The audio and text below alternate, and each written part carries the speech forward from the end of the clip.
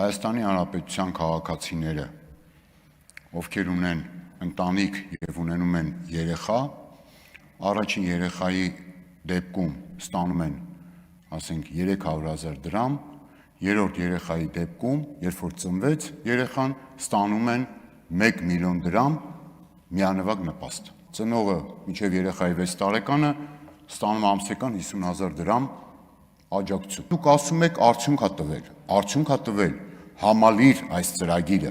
1 միլիոն դրամ միանվագ նպաստը գումարած 50,000 դրամ ամսական նպաստը։ Այս արդյունքը որ տվել է, այնպես չի, որ դրականորեն փոխվել է բազմազավակ ընտանիքների սոցիալական վիճակը, որովհետև 2 անգամ ավելի բարձր աղքատության մակարդակ այստեղ կա, քան միջինն է։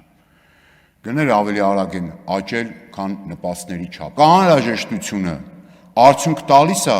բայց ինչի եք բերում 1 միլիոն դրամ միանվագ նպաստը դարձնում 500,000 դրամ։ Հայաստանի Հանրապետությունը պետք է ունենար 2018 թվականից սկսած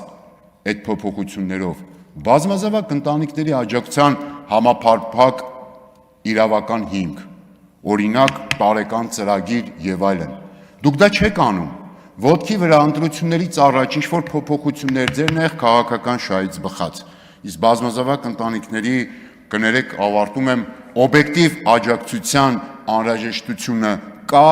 խորանում է, խնդիրները ոչ թե լուծվում են, այլ ավելանում։